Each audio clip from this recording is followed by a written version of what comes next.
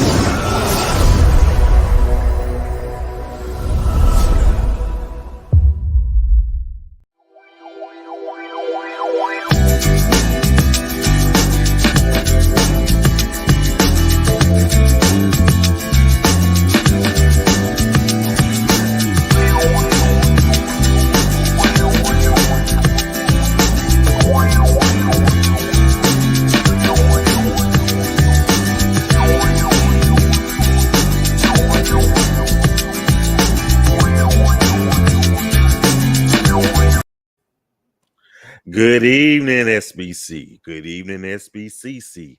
Good evening to everyone, all points, north, south, east, west, in between, up, down, around, and abound.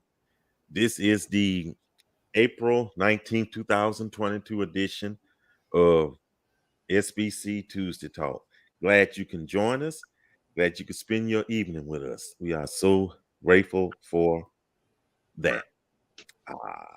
And I am your host, moderator, van driver, and head cook, Mr. Mike Walker. Glad to have each and every one of y'all here.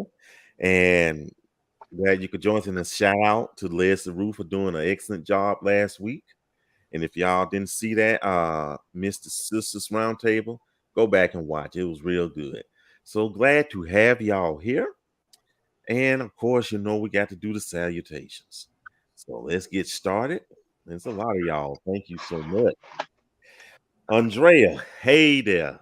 Glad to have you. Nisha, oh, of course, definitely. You had to sit up here one day with us. So we're going to do that right there. Michael Jones McKeever, glad to have you here. Jenna, always good to see you. Angela Morgan, how you doing? McLean, how are you doing today? Marcus Wilbanks, he's out in the audience today. Believe that if y'all want to. Yvonne Rice, good evening to you. Dwan Jackson, he's also in the audience this day. Wow. We got a lot of parents in the audience today. You hear that? I don't know what's going on. Cassandra Cunningham, good evening to you. Andrea again, good evening to you. Teresa, the ice cream lady, how you doing? Glad to have you. Sister Madison, always good to see you. You're supposed to be up here with us. Oh, okay. Glad to have you here. Sherry, good to see you. Oh, wait a minute. Who else? We got some. We get lost out somewhere. Okay. BL4 is always a pleasure to have you here, sir. Always a pleasure. Rita, good to see you. Pamela, good to see it. I think this is your first time or second time here. Let us know in the comments. And Rita, is this your first time here? Let us know. Rita, excuse me, Kimberly, how are you doing today? Always glad to have you. Rianne Love, good to see you. Lynn Brown, glad to have you. Is this your first time? Let us know in the comments. Sherry Lambert, good to see you. I think this is your first time. Josette, great to see you tonight. Oh, it's a bunch of y'all tonight. Margaret Campfield, good to see you. Charlene, how you doing? Teresa, good to see you. Monica Rivers, I think this is your first time. Good to see you. Kimberly Murphy, always great to see you. Okay. Stacy, good to see you. Let me see. No, wait. We got one. Wait. We still got a few. Keena, good, great gravy to see you. Whew. I'm out of breath just from doing that. Okay, folks, we got one for tonight. We got one for this night. Last week, NFL superstar Cam Newton was in an interview with a vlogger podcast, and they was interviewing talking about women and what have you, though. And he was asked a question, and his answer has been led to an uproar. But let me introduce the panelists first, okay? Let me do a little straightening out here, first of all. And we got it there. Okay, dokies. Okay. On my left, we got Tiffany Murphy. We got Dwan Jackson. We got Marcus Wilbanks. And we got Shell Hall. Glad to have y'all here. And back to the story. Cam made a statement that has caused a stir amongst the internet community, though. So here's the video. And let me warn y'all, there's some salty language in it, though. So just let you know ahead of time. Here we go. I had a perfect a perfect example of what a man was in my life by my father. My parents has been together for 36, 37 years now, and it's a beautiful thing. I grew up in a 3-parent household, my mom, my father, and my grandmother. And I knew what a woman was, not a bad bitch. Okay, what's the difference? A woman. Okay. A bad bitch is a person who's just, you know, girl, I'm a bad bitch. You know, I'm doing this, I'm doing that. I look the part, but I don't act the part. Okay. You know, and it's a lot of women who are bad bitches, and I say bitches in a way not to degrade a woman, but just to go off the aesthetic of what they deem is a boss chick. Now, a woman for me is handling your own, but knowing how to cater to a man's needs, right? And I think a lot of times when you get that aesthetic of like, I'm a boss bitch, like I'm a this, I'm a that, no, baby, like, but you can't cook. Okay. You don't know when to be quiet. You don't know how to allow a man to lead. Well, you heard what he had to say. Y'all heard that? I'm gonna start off with the ladies. Of course, we know the topic for at least this segment is Cam Newton's statement, right or wrong? Cam Newton's statement, right or wrong? Tiffany, help us out here. So I will say that I went to a predominantly white high school. So I've heard people call each other the B word quite often before it became a thing. Never been a proponent of it. I don't consider myself a bad anything. So I think that his description of those two things was, in essence, I think it was semi-accurate. Like the person who considers themselves like the bad B, 9 times out of 10, it's like you're probably not, like you're trying to portray it in a way. It's almost like you're kind of trying to make people believe, you're trying to make yourself believe what you want people to believe. But if you're handling your business, your work speaks for you. So I don't think I have to go around and tout it on my shoulder. How I am as a person should be the thing to speak for me. And I think that's what makes you a woman. Okay. That's a good point right there. And you make a real good point. They have to refer to themselves as bad B. It sounds like they may be trying to convince themselves, as well as others, though. So, I mean, if you're great, then you don't have to pronounce it. Let your actions show for yourself. Shell. Exactly. Shell. Help. Yes. Yes. Give us your thoughts. I don't understand. No, I was going to say, I don't understand what the uproar is. I do understand what the uproar is, but I'm going to say this, much like Tiffany, I don't disagree with what he has to say, right? Because in essence, it is true, right? You have a certain percentile of females, not calling them women, of females that do, I'm a bad bee and I handle my own and I this and I that. And just like Tiffany said, like, who are you trying to convince? You're trying to look hard. You're trying to look boss. But if you look behind the curtain, what are you really? What are you really? And what he's stating is, you don't know how to cook. You don't know how to allow a man to lead. He said nothing wrong, but in this day and age, there are a certain segment of females that don't want to hear about being led, that don't want to hear about really being a man's peace and support. They don't want to hear about that. They want to hear about, what can you do for me? It's all about, what can you do for me, not how can I serve you? So I didn't have an issue with what he said. Would I have said it the same way? No, but I get the gist of what he said. And if for him, his grandmother and mother modeled being a woman, and as he said, handling their business, and yet knowing how to allow a man be a man, allow a man to lead and be his peace, I don't have an issue with it. Okay, they said, come on, Shell. So you started right there. Okay. Brothers, Dwan Jackson, what say you? Oh, okay. So why I gotta be first? I agree with the ladies. You know, I've never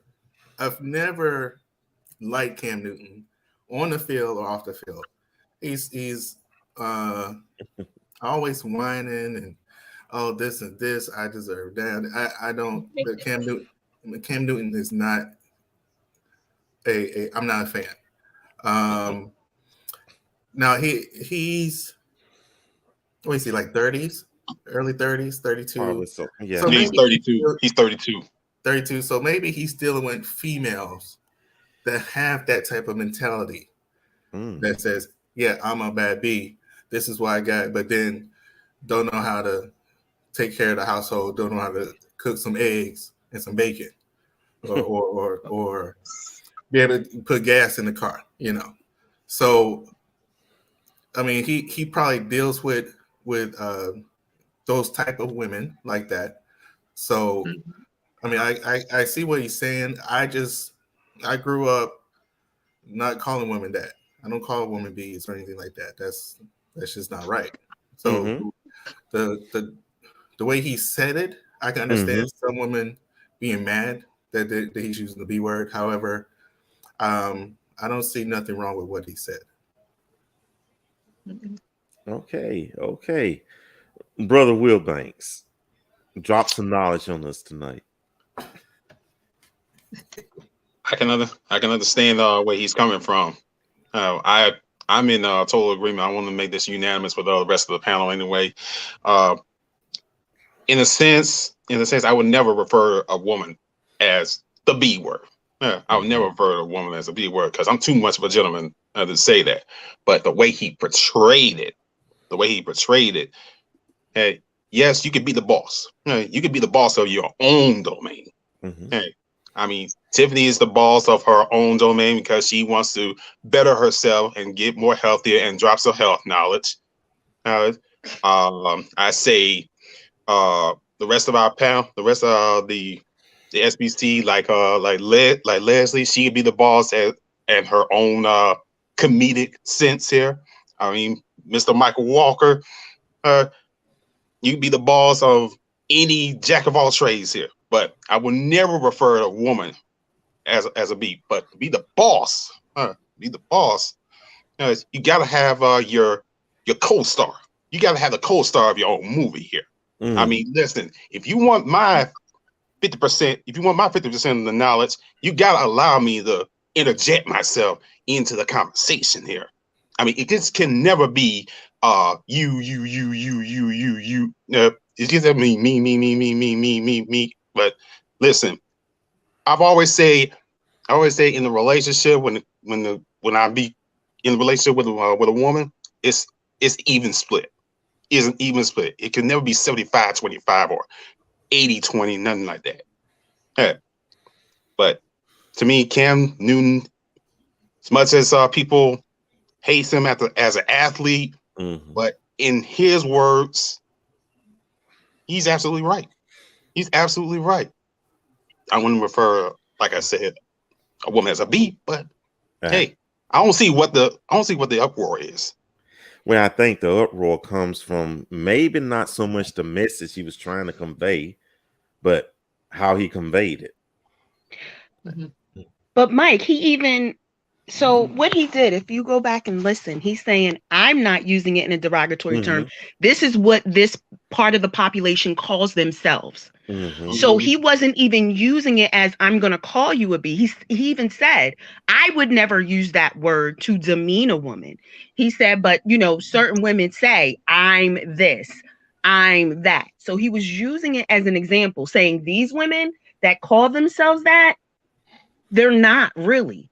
And that's not what I want. And that's not what I'm looking for. So it's not like he was like, y'all are bees. He was like, this is how you're, look in the mirror, the people that this matches. This is how you're referring to yourself. This is how you're referring to yourself. But can you allow a man to lead?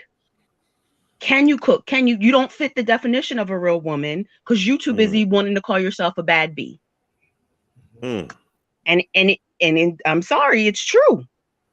Because any woman I know that is truly handling her business, she's not calling herself a bad bee. She's calling herself a hard working woman trying to make herself better. That's what she's calling herself. She's not referring to herself as a bee. She's not taking pride in derogatory terms towards herself and her fellow females. That's not what she's doing. Right. Yeah, okay. And Keena has an interesting question or comment. Has being led by a man helped any woman? Or has developing a partnership with each other been a more beneficial relationship for both people? I would have to agree with the latter part of that. Okay. Because, and it kind of goes back to something Marcus said earlier. If you have one person that's kind of dictating the whole thing, you kind of take out the other person's point of view. And I know we've all had this conversation before, and I think that it's important to understand the strengths of each person within a relationship, and that's what creates the partnership. Because like I may be really good at budgeting, the person I'm with may be really good at, being hardworking or whatever that thing is. It's like you have to put the strengths together, and that's what a relationship ultimately is. And I think that in today's culture, we've kind of twisted what that looks like, because we're like, the man is supposed to lead. And do I think that he should be the representative for the family? Absolutely. Like, be the representative. To me, that's what leading looks like. But within the walls, we're partners in this thing. But it's almost like the president with the country. Congress doesn't represent the country internationally, the president does, right? Or like a church. The pastor represents the church. The deacon board doesn't represent the church out in the community. So I think that, in a relationship, the man serves that role as far as that representative. Like, if we're out, you're the person, you represent us to people. That's what you do. Now that doesn't mean that I have to sit there quietly and walk 5 steps behind you and can't say anything. But how this looks together is kind of leaning on you. But behind the doors, we have to do that and make that together. That's kind of how I feel about it. And again, it's a partnership. It's a partnership. Yes, the man will be the head, but guess what? He has to do his job. And it's a partnership, though. Like you said, Tiffany, I don't want her walking 5 steps behind me. Okay? No. We ought to be side by side. So, and sometimes the man don't know how to lead. You got men like that don't have a clue. But see, then that's a problem, right? Because he then hasn't really stepped into his God-given position, right? Because he's supposed to be his wife's protector. And part of that is leading. So that's when it's problematic, right? That's when it's problematic.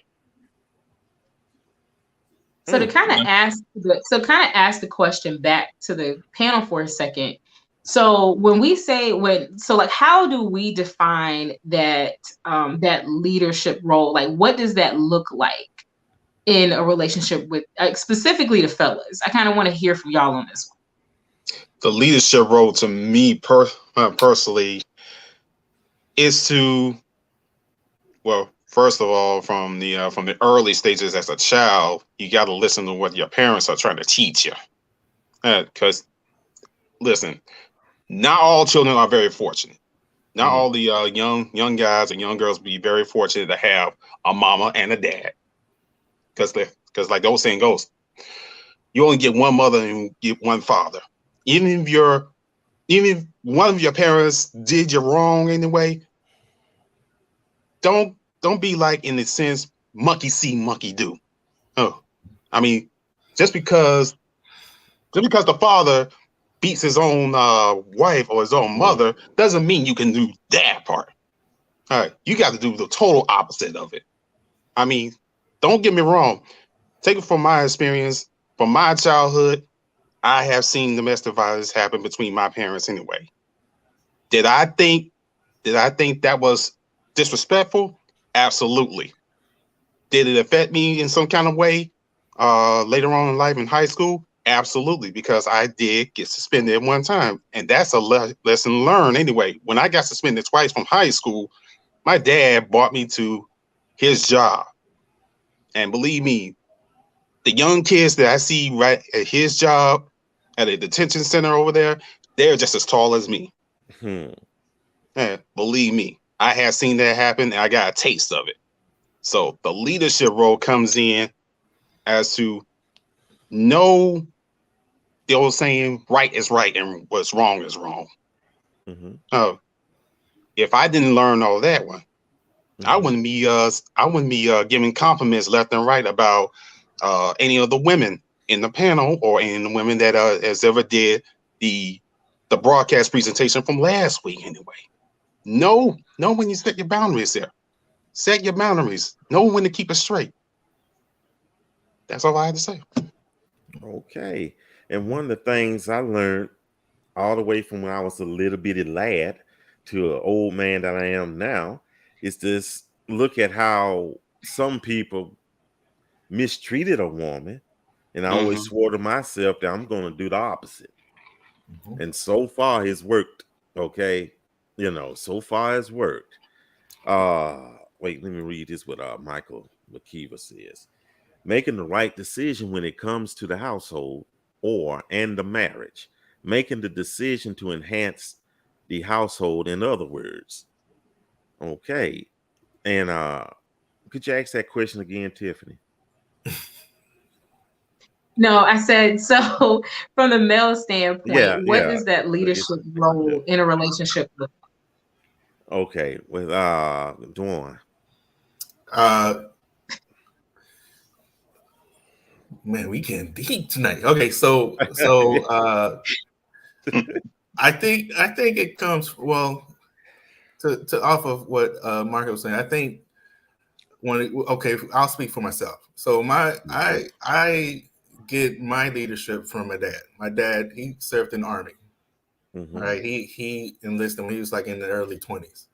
So he served for 23 years. So it was always policies, procedures, standard operating procedures, this. He gave me the tools. My mother nurtured the tools. She told me, okay, this is how you treat a woman, take care of the household. But I think, as I always say, communication is the number one thing to help lead a household. You got to be able to communicate. You got to be able to have those conversations, good or bad. Of course, like my parents fought, they argued, but they're still married, going on 45 years because they communicated. So I think in order to be a good leader of the household, you gotta have good communication, and then you gotta know how to be financially independent. You gotta make sure you know how to count your money. Have a bank account, savings. Because you got to work towards the future of your children and your children's children, things like that. So that's what I think. And growing up, my grandpa was my father figure. And so he was an expert. He had 10 plus children. You know how the old folks were back then. And he trained me. He would send me to the store. In his words, he taught me how to trade. That's what that's the term he used, and count money and this and that. As a young man, I was like, oh, I don't want to do this. But as I got older, I realized how important this was, how far ahead I was than my peers in doing household things like that, taking care of business. So I was I was given the tools on how to run the household and take care of some business. And I think that's a perfect attribute of being the male leader of the house, and don't lead with an iron fist either. Lead with grace and mercy, because if you lead with an iron fist, she's going to give you her fist. So, they both got to be smart, be fiscally responsible, especially him. Don't go out, throw your money away, Once you get that paycheck, at least it doesn't get into your bank account and give it to your wife. That's just how I am right there. Let her take care of it. So that's how I feel about that. Nicholas Wright says, the greatest leaders in understanding of leadership has the special someone pushing or walking beside. And sometimes we do need to have somebody light that fire under our bottoms to do right, though. Keena says to be a good leader is the ability to work harder than anyone on your team and inspire them to work alongside you. Keena, that is absolutely correct. It's a difference between someone standing up there and saying, well, I'm the leader. I'm the leader. I'm the HNIC. I'm the leader. You do what I tell you. Or someone who works beside, who not see his or her workers and get their hands dirty with them. To me, that's a true leader right there. So that's so. Can I say something? Sure. In marching band, my band director was this quote unquote philosophical person, right? So he used to always tell us, the way he said it, and I'm gonna try to get it right. He said a leader is someone who does the right thing, whether or not they want to, and with or without having to be asked, or something. No, if the person is a leader, whether or not someone's looking at them, and they don't have to be asked. It's something loosely paraphrased, but it's something along those lines. But I think that goes into the wells of marriage too, because in relationships, because if you see something that needs to be addressed, it shouldn't be, oh, well, the man has to do it because I can't say it. Or my wife has to do it because I can't say, like, it has to be a delicate dance of give and take. It has to. It has to be. Stacey Burton says, a husband should lead in a relationship partnership. The man needs to show his leadership qualities in situations and mature where he is lacking or inexperienced. When he marries, he's ready, willing, and able to provide a God-given covering to the relationship. And that's exactly what I was going to bring up. I was going to say, all of you guys are giving great examples, but the biggest is he's a covering for his wife. So he needs to really go before the Lord for the direction of the family. And again, like you said, Mike, it's not an iron fist, right? But it's like constantly going in prayer. Lord, where are you leading us as a couple? Where are you leading us as a family? What direction would you have us go? How do you want us to serve you? What is it? What is your plan for our life, our marriage, our individual work, right? And then, like Tiffany said, that partnership. So it's not an iron fist, but that's still his role as a leadership, in the leadership role, to cover his wife, cover his family. That is his role. And that's the most important. Yes, all of those other aspects are great. And yes, they're important, but the most, that's spiritual covering. And it's very different. It's displayed different in dating, right? So we have to make sure as women that the person that we're dealing with is ready to take on that role, right? Is ready to step in. And we have to be in a position to be able to be led, right? And understand that delicate dance. That yes, we bring all types of skills to the table. And as Tiffany says, if I'm better at paying bills, then I'll take that role. And having those conversations without pride getting in the way, right? And understanding that, where I'm stronger, I'm going to help out for us. It's not to exalt me or to belittle or emasculate you. I'm just better. So baby, I can take that because I need you to do this because I'm not as good at it. So it's not iron fist. It is a partnership, but the man does have that responsibility spiritually to lead that family, right? And men have to make sure that they're ready to take on that responsibility when they say that they want a wife. So everybody has a responsibility to make sure they're ready. Are you ready to be led? Or are you just defiant? Because if the Lord is speaking to that man, are you able to truly discern and say, okay, honey, maybe that's not what I would originally wanted, but I'm going to follow you because I know that you have laid prostrate in front of the Lord and asked, and he's answered, and I'm going to follow you.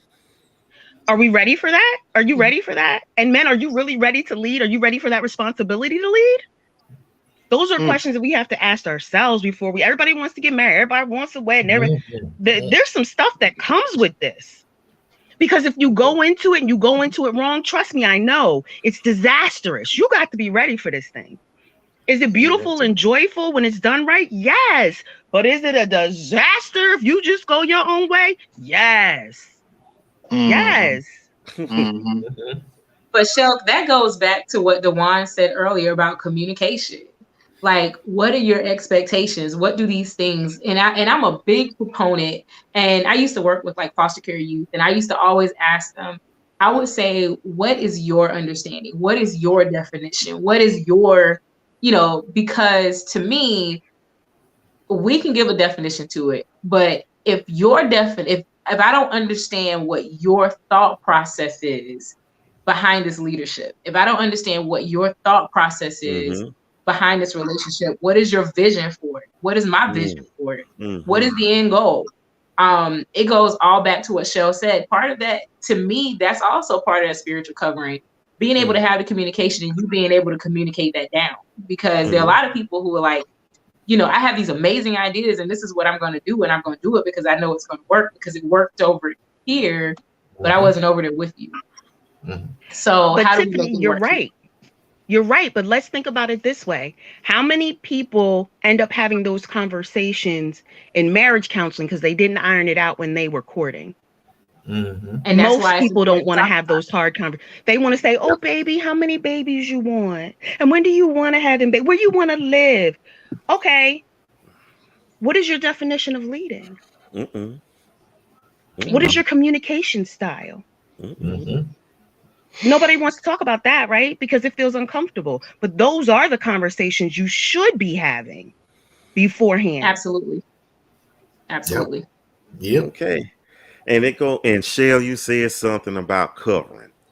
And I think it's a statement or a question I want to ask the sisters though. How soon in a relationship or dating stage or what have you, courting stage, would you like to know or see that he has the ability to be a covering or the willingness to be a covering for you?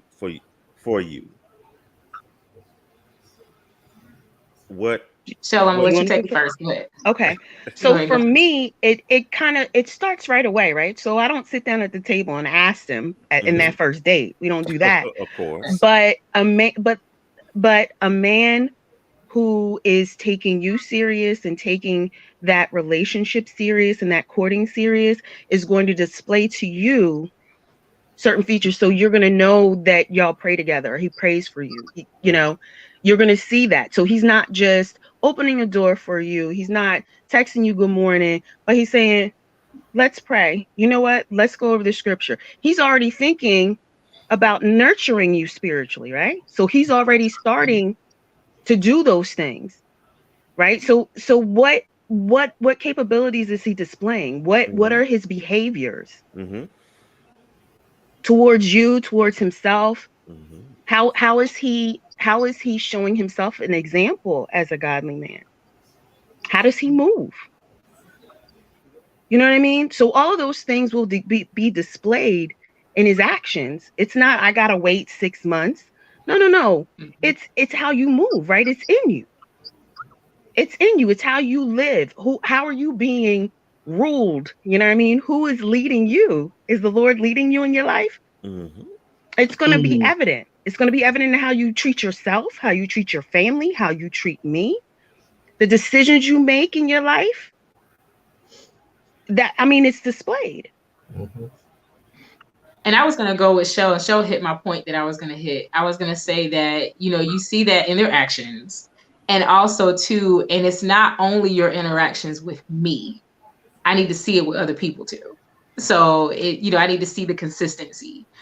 Because, we all have been guilty of being great pretenders, right? We all have.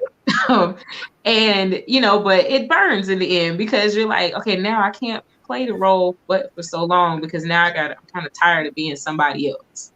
So I need to see the consistency. And then I think also too, it happens organically in conversation, because if the guy is praying with you and really spending that time and it's not just, oh, let me grace the food. but actually like, hey, you know, I want to talk to you at night. Let's pray before we get off the phone. Or, you know, they're like, you know, just like Shell said, you know, let's talk about the scripture. Like, what are your thoughts on this? You know, how active are they in their own ministries? Like, what do you do outside of our relationship? You know, are you, and it's not saying that, oh, you know, do you go to church every Sunday? A lot of people go to church every Sunday, but how active are you? Like, what are you doing? And then also too, you know, look at their entire lifestyle. Are there things that contradict what they're telling you you're doing? So if you're a person that's like, oh my gosh, I love people and I love spending time with people and yada, yada, yada. And, you know, I can love on you and all these things. But then, you know, you cussing your mom out. That's contradiction. Or if your person is like, oh my gosh, you know, I love a calm life and, you know, I love just kind of enjoying the things around me. But every Friday night you in the club throwing up Hennessy, you know, and you spend all your money on Friday night, you got paid. Like, that's contradiction. You know what I'm saying? So, but I think y'all know how I said that. Y'all can tell I don't drink. Okay. we get you. But, we get you. But y'all know where I'm going though. But but I agree with Shell. Like, it is in your actions, and then I think based on the actions, it happens organically in conversation. I wouldn't put a time frame on it. Those are conversations I would say I would have pretty early on. I wouldn't wait till a year down the road and be like, "So, what do you think about?" You know. So, absolutely. And I wouldn't do it. And I was say I wouldn't do it in an interview fashion. Like, I'm not gonna sit there and fire off 15 questions at you. It again, your actions and organically happen in conversation. Yeah, I wouldn't want to talk about that on the first date. Keena, I think Keena said first date. I don't want to talk about that on the first date. No, I had to disagree. You know, I want to talk about what's your favorite food or things like that. But if it works out, things progress from that first date, then we need to sit down and have that discussion. So. And Keena says, do you walk on the roadside? Are you seeing her home safely? Is he allowing cursing around you? Now that's the interesting one right there. Is he allowing cursing around you? Do you open up the car door? Those chivalrous things. I love chivalry. Yes. Yeah. Or do you take your coat off so she can walk safely across that puddle? Really? I hear you, Sir Walter Raleigh. Doing too much. I'm just saying. Look, I'm just saying. At that point, go ahead. I was gonna say, at that point, if you pull your coat off and put it in a puddle for me, I'm probably gonna be like, okay, you doing way too much. and I'm already thinking like, okay, what else is this person capable of, and let me run. Little too much. Yeah, but if y'all out. Oh, I'm sorry, Marcus. But to the ladies and gentlemen, just you can chime in too. Don't stop. Look, y'all been doing good the whole show. Come on, y'all. But one of the aspects of a relationship is always respect anyway. Hey, so I don't want a woman to mess up her Tory Burch shoes anyway. Hey, so I'm just saying. I'm with Leslie. Let's find another street of us. Yeah, I'm with Leslie on that one. Like, we can walk around it. It's not that serious. Like, there's a whole crosswalk up here with no water. Let's go up there. But real quick with the curse, just a little bit right there. It was just a little bit right there, just a little bit on there, on the ground. I was gonna say with the cursing, it's funny because I don't curse. And I have a lot of friends that cuss like sailors, and some of them cuss like the sailors that they may know. But my whole point in that is the respect piece of it is hilarious to me, because typically what happens in those situations, and most people that I'm around, they pick up that I don't use profanity and they tone it down.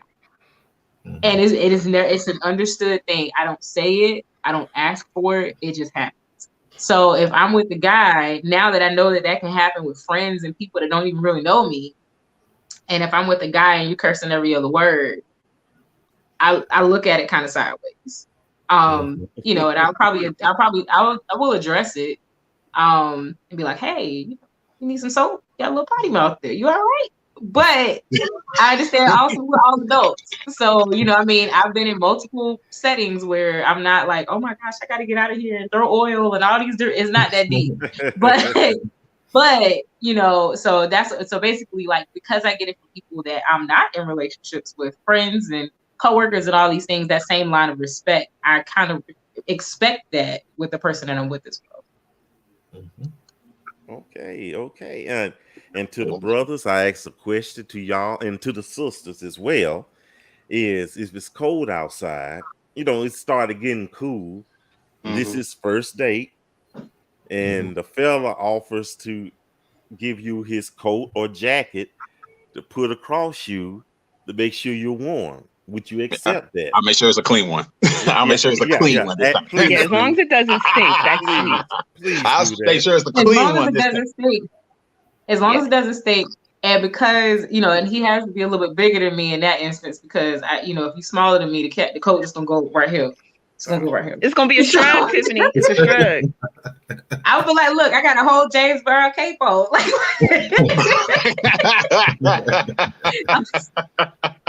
but Mike, to answer your question, the gesture, absolutely, I would. Yeah. I would. Very sweet. Okay. And Antoinette says, yes, I would accept his coat. Keena says, give me your coat. And notice she has the exclamation points on there. Okay. Yeah. No, you should have came Not one, four. Well, you know, the internet. But wait a minute. Leslie says, the jacket on my shoulders is sweet. Protect me, man of God. Yes. And Jenna, yes, I would totally, but most of the time I have a jacket. But still, though, Jenna, just what if he just want to do that anyway? Wouldn't that make you feel a little tingling or whatever?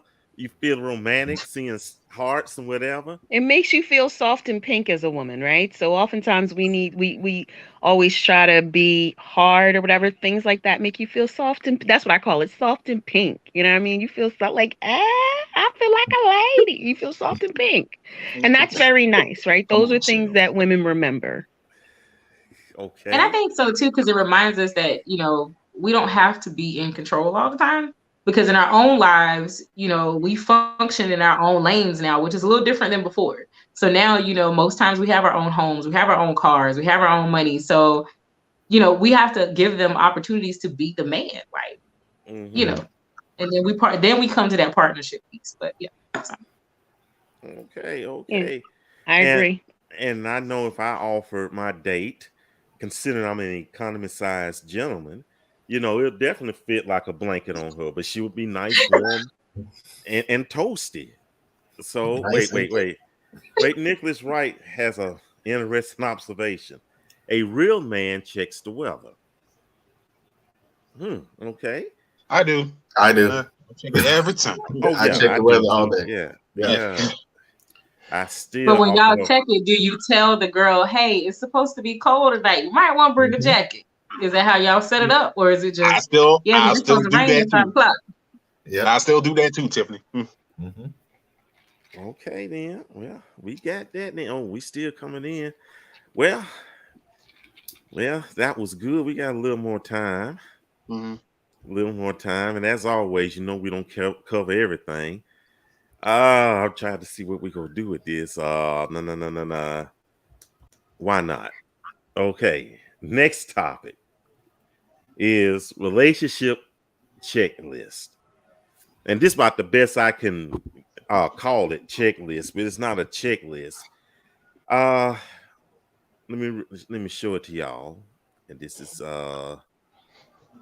if I can find it, y'all done wore me out today.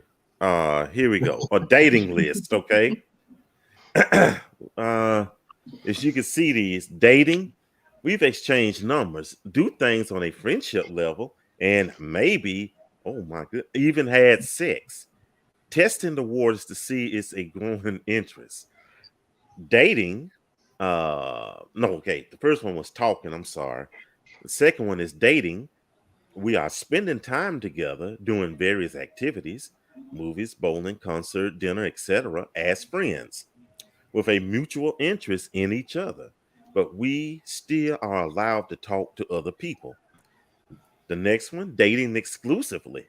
We are dating, however, we have cut off all other people we're interested in to focus on us getting to know each other better.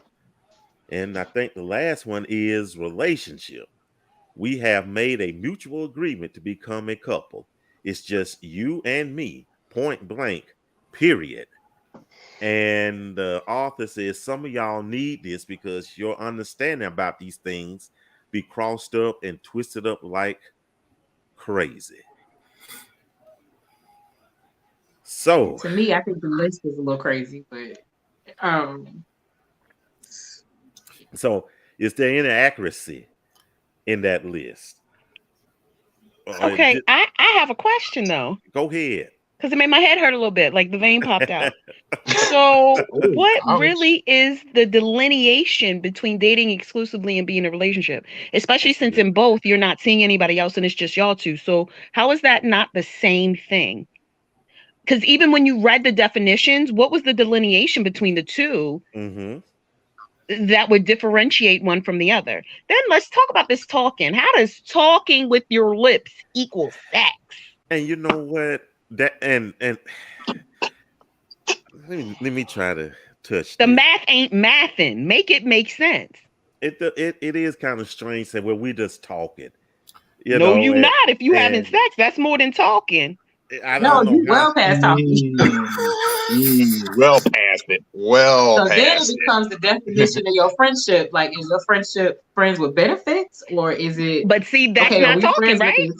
That's not talking, right? That's friends with benefits. That's different. No, it's not. Because friends with benefits, you're not trying to see if you want to date. Friends with benefits is we've already decided we're just friends. We don't want to date, but we do what we do when we do it.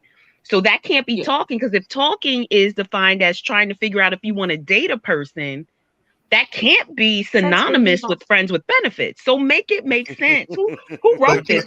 And they talk about we need a list. You need a list. But can't you talk date exclusive and can't you do all three of them at the same time? Like what? I almost you made my head hurt, Mike. You made my head because you can be talking to some, because you're right, DeJuan, because you can be talking to somebody. Y'all could be on to talking to each other because you're trying to get to the quote unquote dating phase.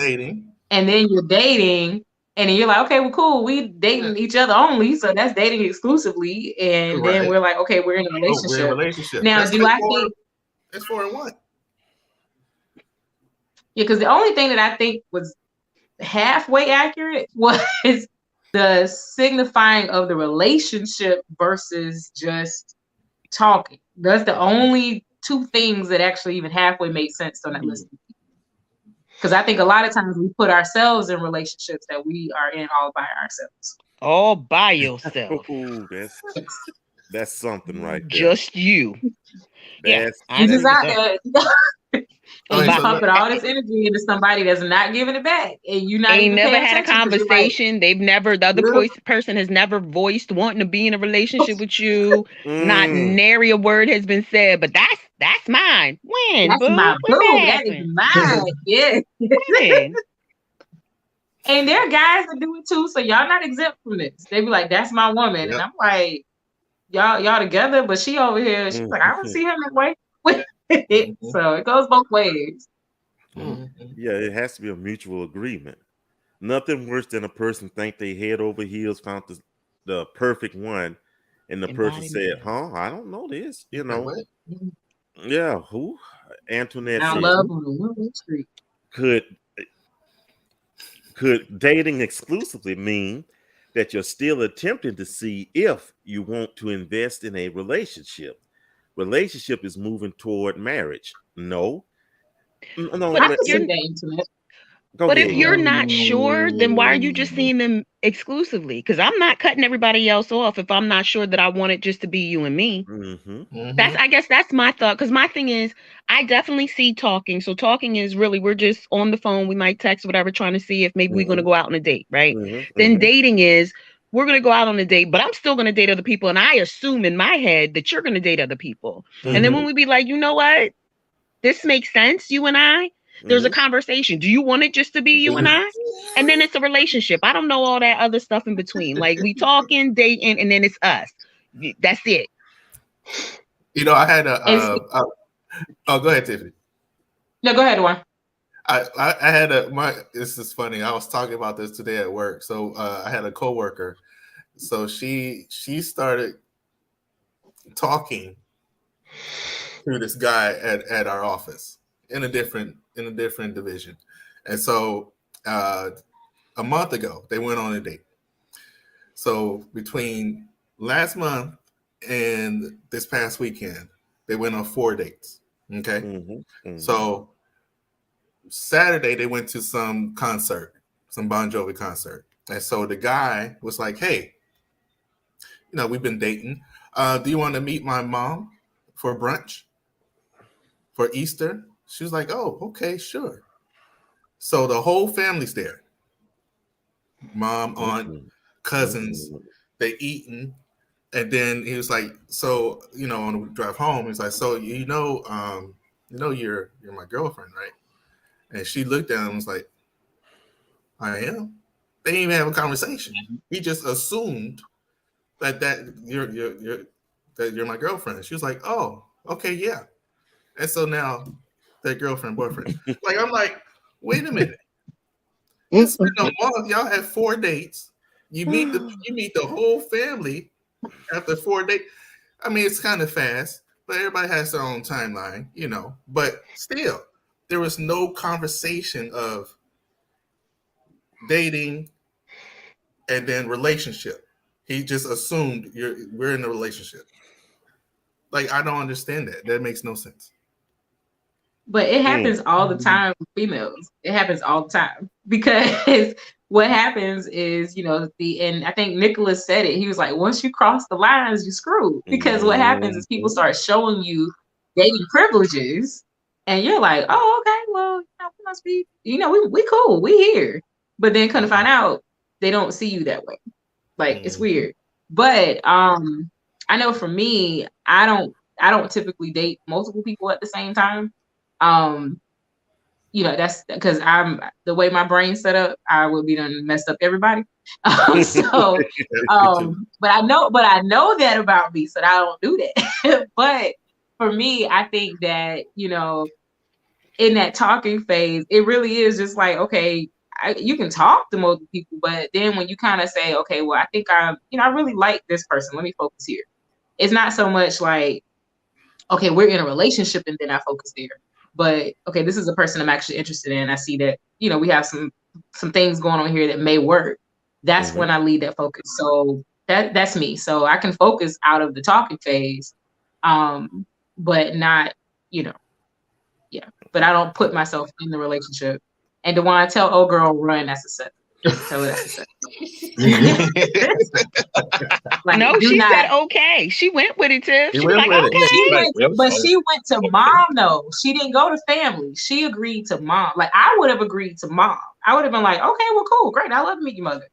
But when I show up and everybody there, like, let me know, hey, we're having family dinner on Sunday. Are you okay coming to family dinner? And then I'm gonna be like, well, I've only been out with you 4 times. Let's pull this back just a little bit. So, you know, if you're like, meet mom, kind of like, okay. I mean, I'm a sociable person, so I'll meet you, no problem. She might tell me something that I need to know. She might say, my son is a hoe, leave him alone. She might tell me that. I don't know. Yeah. Angela Madison says, and the exclusive part can waste your time if it doesn't progress to an actual relationship.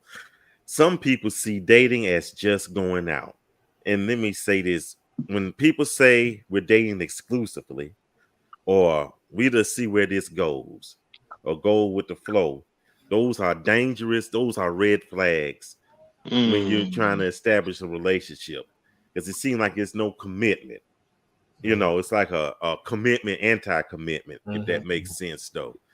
So, let's see. We got some more. Let me see. Lindsay says he leads the whole family in.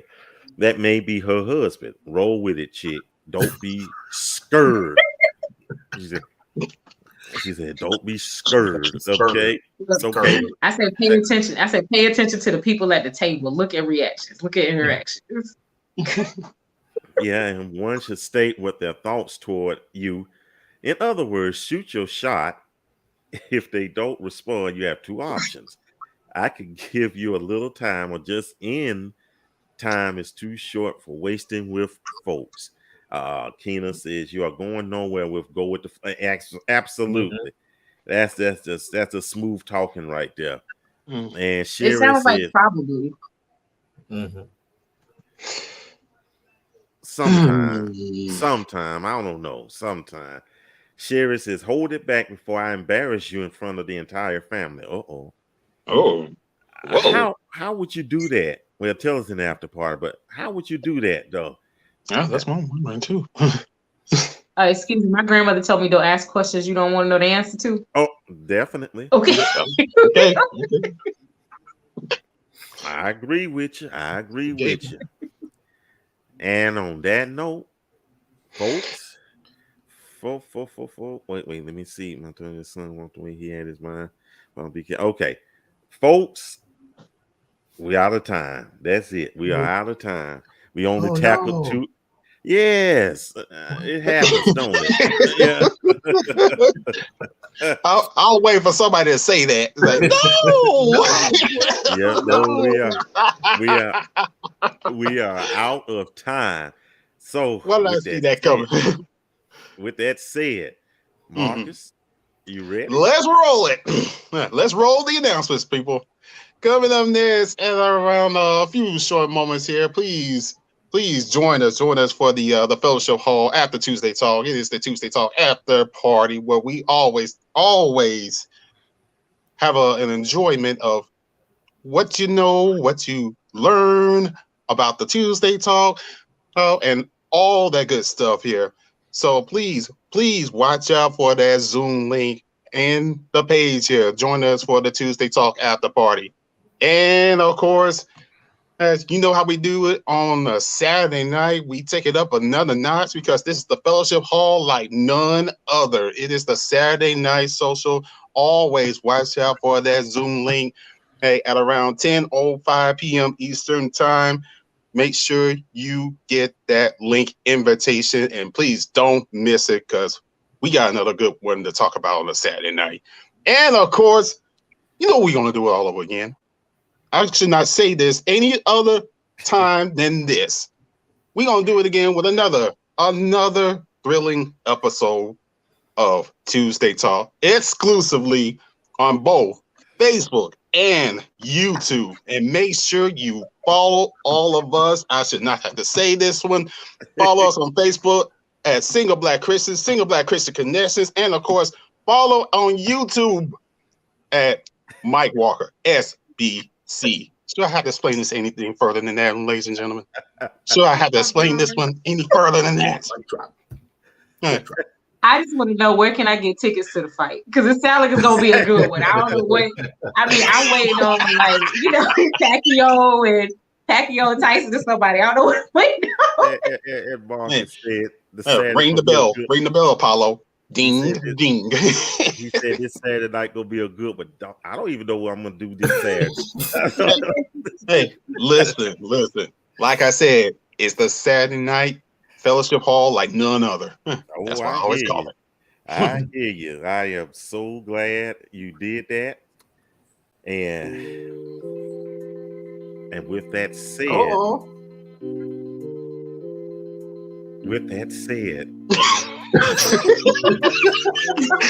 was like, what was that? The quiet storm now? Welcome to the quiet storm. Call in with your request. But we're signing off now.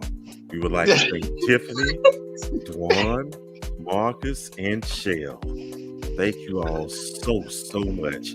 And join us next time. Join us next time for another exciting edition of SBC Tuesday Talk. Until then, y'all, so long, everybody. Later, y'all.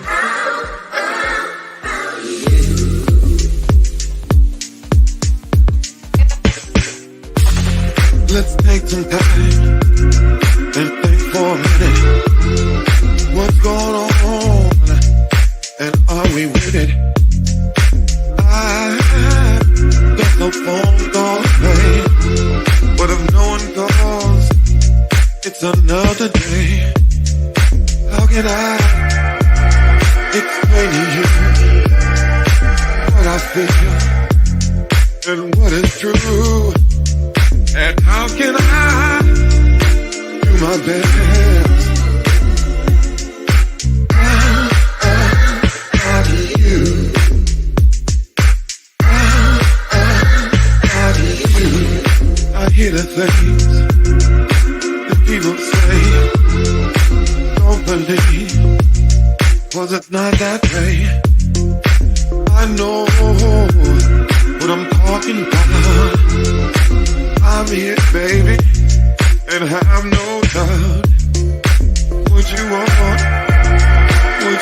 from me? I can't take it. Can't you see? I believe